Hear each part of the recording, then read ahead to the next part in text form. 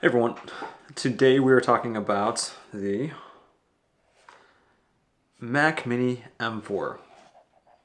This is an interesting product that was released earlier this year by Apple, and I think the main thing that we're looking at here is the size. It is quite small. Here's my iPhone 15, and you can see that platform-wise, it's pretty similar. Like, you can just add in another iPhone in here and you will essentially get the width of this. So it's pretty small, it's pretty light, and it's powerful. That's probably the two things to note here. And this is coming from somebody who has used Final Cut and edited on Final Cut since I was in high school.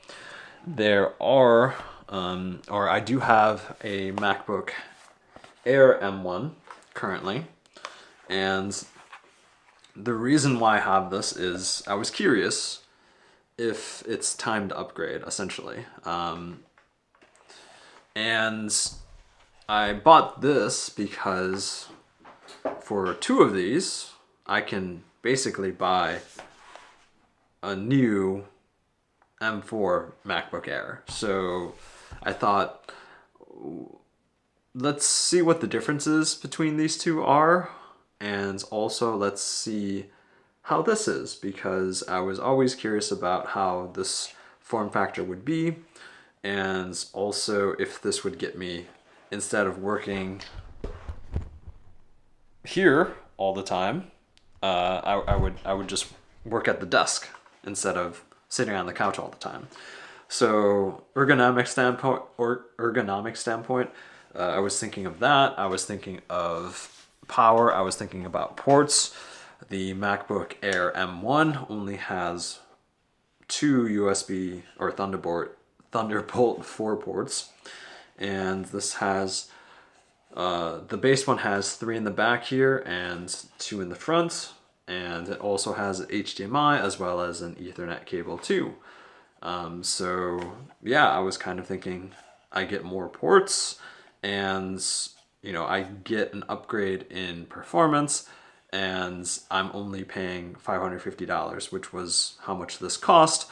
On eBay, recertified. It's kind of a little bit scuffy here. You can see a little bit of stuff going on here, so I'm not entirely sure how this was used. I'll likely end up returning this, but this was really to test this out to see, should I buy this and is it worth it to you?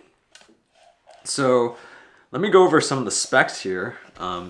This one has 16 gigabytes of RAM, so it's nice that that comes base standard. My MacBook Air only has 8 gigabytes of RAM. It has 256 NAND chip, and the MacBook Air that I have also has that. But there are upgrades that a bunch of people in China essentially are selling on eBay for these for about $190 for a terabyte of SSD storage, or 2 terabytes for $270, I believe. So I was thinking about, oh, if this is good, upgrade this, upgrade the SSD, and maybe this is my new daily driver. And maybe I spend more time at my desk. Maybe that's a good thing, maybe that's a bad thing. I don't technically know. I work from home, so I spend a lot of time sitting at this desk, so I don't know if it makes a ton of sense to spend more time here. Obviously, the difference is here, for this for the Air, I get webcam, a screen, a keyboard, a mouse pad. So those are definitely perks of that, and something that this is sorely missing. But again, you pay $350 less for this. So, or it's more than that. It's like $400 less.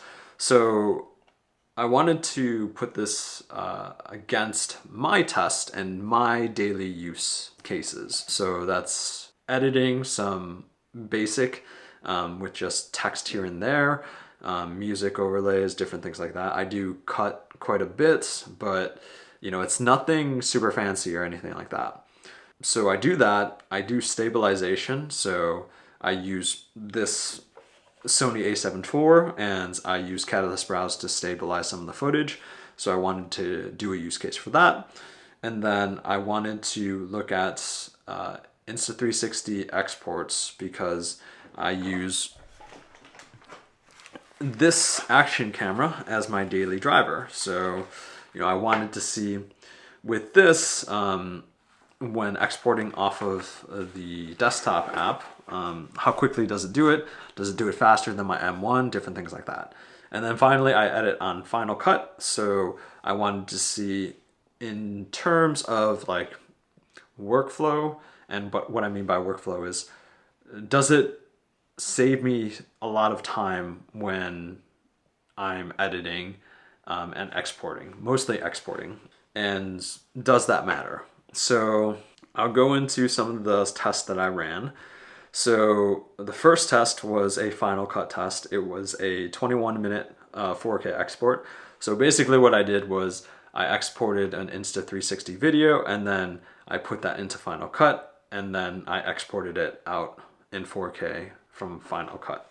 So this, so comparing the M4 Mac Mini, this was about 15% faster. So we were looking at about 12 minutes, 53 seconds for the MacBook Air M1 and 10 minutes and 56 seconds for the M4 Mac Mini. So not a huge change there, which is not super surprising. I mean, there are a lot of shared advantages of having the codecs. I guess what Mac or Apple calls them, they're in encoders that help it export faster. So basically here, with having more encoders, it'll help you export faster, but it only specifically to softwares that utilize the encoders. So programs like DaVinci Resolve, Adobe Premiere Pro, Handbrake, and Final Cut Pro, those are 4 different softwares that essentially would take advantage of this. And looking more into the media encoders, it is really based on which CPU you purchase, because if you look at the M1 Max, you get 2 encoders, versus the M1 Ultra, you get 4 encoders. So that essentially would help you quite a bit in lowering times for exporting. It isn't really up to the CPU or the GPU cores. It's really based on those encoders that really help with the export times, which is why you see not a huge difference between the M4 and the M1 chips, because there's only some aspect of it that is CPU and GPU driven, and then it's the encoders that really drive it the rest of the way. So that wasn't super surprising. 15% is definitely not something that I would say you definitely have to upgrade for. So keep that in mind as we go through this. So second use case, an Insta360 export on my SSD. So I was basically using and accessing the clip on my external SSD and then exporting it onto that same SSD. So we're at this doing 19 minutes and 7 seconds for the Mac Mini, and then for my Mac Air, we're at 28 minutes and 18 seconds. So that's roughly a 32% faster export for this. So yeah, this was pretty decent, I think. But I would say, my thoughts about this, again, this is a little bit different. Sometimes I do export videos this long. It was a 21-minute clip for Insta360. So not super insignificant, but again, typically I don't export clips that long. So I think because this has fans in it, you know, it probably lasted or was able to export a little bit faster because it was actually able to cool this down and not thermal throttle. So that's one thing to note there. may or may not be a use case for most people. What I see is most people trying to buy the base of this and then using, like an external SSD to export and utilize, because these are so much cheaper than doing upgrades here. I also did an internal SSD challenge as well for that same export. So utilizing the same thing. There was a little bit of difference, but not a huge difference here. So the Mac Mini, 18 minutes for that export internal SSD. And then the MacBook Air did it in 28 minutes and 14 seconds. So about 10-minute difference. So it's pretty significant, but again, a little bit more of an increase here.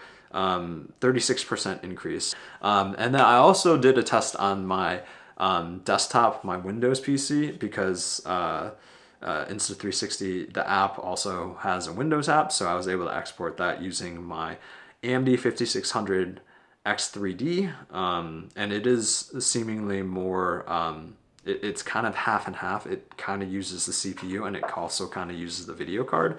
But the video card that I have, again, isn't something that's like optimized for it. So that took 30 minutes, 32 seconds. So that was actually slower than the MacBook Air M1. Not too surprising. The AMD CPUs aren't super great with productivity. So that's probably something not really to take too much look at. But I was just curious, so I ran the test anyways. So the big thing here, and actually I'll go into Cinebench scores too. So I ran Cinebench R23 for multi-core and single core. So for multi-core, this was about 51% better score. So we're looking at 13,788 for this. And the MacBook Air was 6,737 in terms of the multi-core score. And then, so that's about 51% difference there. And then looking at the single core score, we're looking at a 34% difference. So the Mac Mini had 2,272 score, and then it was 1,498 or 1,498 for the MacBook Air. So not too big of a difference there, but again, that's it's a benchmark. It's not really real life and what you and I would do. So talking about the most significant thing, I would say. So I did two tests here for Catalyst Browse, which is what I use to stabilize the footage here. And this is like a semi use case. I don't always use this camera to record things, and it's mainly because the stabilization isn't great. So when I'm just sitting here or taking pictures, different things like that, it works perfectly. But if I'm shooting video and walking around, stabilization isn't great. Even if I use the software stabilization in the camera too. So that's probably one of my main complaints about this. And I'll have a separate video on the Sony a7 IV too. So I'll try to link that in the description or put that in a card here. But the big thing here, so I did two clips. One was a 3-minute clip, so pretty standard. And then one was a 5-minute clip. I would say typically my clips are probably like 30 to 40 seconds. Usually I'm not talking so long if I'm walking around. Thinking about this 3-minute clip, this rendered the stabilization at about 10% stabilization. So I didn't like crop in and do a ton of stabilization, but I did enough to make it smooth and not cropping in so much. That's how Catalyst Browse works. So this did it in 4 minutes and 12 seconds. The MacBook Air did this in 21 minutes and 39 seconds. So, basically 5 times slower. 81% difference there. I also, because Catalyst Browse also is in Windows as well, so I used my custom built PC that I use for gaming sometimes, and rendered it as well. And this was double the time, so about 60% difference or 60% faster render time in terms of the MacBook Air M1. So like I said, it was 21 minutes, 39 seconds. The custom built 5600 X3D computer, this one's mostly CPU based, so that's why I just named the computer, or named the CPU. This one did it in 8 minutes and 41 seconds. So again, double the time of this, and it's like, this thing is huge. So it's, you know, it's one of those huge towers. So pretty decent job. Again, this can't play video games like my desktop can play. So, you know, that's not necessarily a fair comparison, but again, in terms of rendering, you know, it does a pretty good job. So again, you know, half the time with this. This is crazy. But again, it depends what the use case is, right? Final Cut, not a big deal, but if you use Catalyst Browse or if you do a lot of stabilization, it could be something that saves you quite a bit of time. And then we did a 5-minute clip. So the 5-minute clip was stabilized with the Mac Mini in 7 minutes and 7 seconds. And the MacBook Air M1 did it in 38 minutes and 53 seconds. So the difference there is 82%. And then I also did this also with the AMD 5600 X3D, and that was 14 minutes 57 seconds. So about 62% difference for the Mac Mini, or sorry, from the MacBook Air M1 to the 5600 X3D. It's about 62% faster. So if all you're doing is rendering, that saves, you know, saves you like a quarter of the time. So that's a pretty big deal when it comes to this. But this is not a laptop. You cannot walk around with this. You cannot really. You could bring this with you when you travel, and then just use the HDMI port, and then I guess bring like a wireless mouse or a wireless keyboard with you. You could do that. Obviously, it's not as portable. This is pretty easy to just, you know, bring around with you. But again, they're not the same. So I don't want to put them in the same class per se. But, you know, when you're talking about $550, it's a heck of a steal, right? It's just a good deal, especially if you have a keyboard and a mouse and monitors, right? If you're not going anywhere, which, you know, if you're editing different things like that on airplane, traveling, stuff like that, you know, it's not super easy to bring this along with you with all the things that you would need with it. And you can also find, you know, a combo thing where it's a mouse, like a keyboard and a mouse pad put together. So you can certainly find those, but you do need power supply. It does need to be plugged in, obviously. I guess you can bring up, you know, like a big power bank that you can plug this in, but yeah. I think it's probably the best deal that you can get for an Apple product, right? If you can upgrade, I would probably, like, because for trade-ins for old MacBook Airs, you probably get like $300 to $400. And then if you add $550 to that, that still doesn't equal a new M4 MacBook Air. What I would do is probably buy this and keep your MacBook Air, as long as it's in good condition, obviously. But that would be kind of my solution, is that, you know, your MacBook Air still, like mine, still runs perfectly well. Don't really have any issues with that. It's possible to replace the batteries. I'm also going to try testing it out with the thermal pads as well, to see if you can get some improvements with cooling. But I think that's one of the things that also helps us out. So I'm curious to see, you know, if this was in a M1 chip versus this solely, because this obviously has a fan in it. It's not passive cooling like the MacBook Air is. So these longer loads that I'm testing out, you know, with, you know, over 10 minutes of running the test for, that's probably where you run into the issue there, where If you had like a MacBook Pro M1 that had fans, it might perform a little bit better.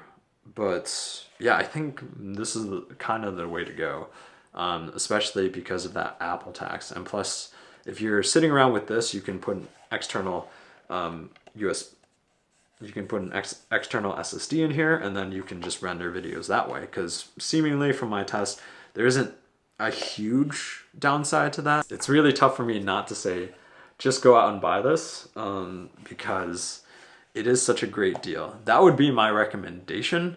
And for my next upgrade, it'll probably be one of these. And I will likely try to figure out after the warranty is up, how I can upgrade it to like a terabyte or 2 terabytes of SSD space on here, so that yeah, we can go ham on footage and just import it on here, and I can edit everything off of this. And then if I'm traveling, you know, I can just use this. And when I'm on the go, I can just use this, because this is still a viable and good laptop, even 4 years later. With that said, if you have any questions, feel free to leave them in the comments below. I let you in on tests that I ran, but again, it's not what everybody uses, and everybody runs like these kind of synthetic benchmarks that nobody really uses. I think MaxTech does probably the most similar to like what I would end up doing. But again, everybody's workflow or what they edit off of, or cameras that they use, softwares that they use, are all different. So what I would say is, you know, go on eBay, buy one of these that have free returns, test it out, compare it to what you have, and see if you need it. Because that's really like, I don't edit videos, you know, 100% of my time. You know, if I did this for a living, I would say go ham on these things. You know, this is kind of like a business expense, and time is a really big factor when you're creating videos, you know, every single day. So yeah, with that said, thank you for watching, and we will see you in the next video. Just real quick, something I noticed is that the speaker is actually kind of good in this. I know that Apple has done really weird things with their speakers, and oddly they're really good. Yeah, the speaker is kind of good. Also, yeah, I'm not sure, Apple, why you put the power button right here. That's kind of weird. Not a really big deal.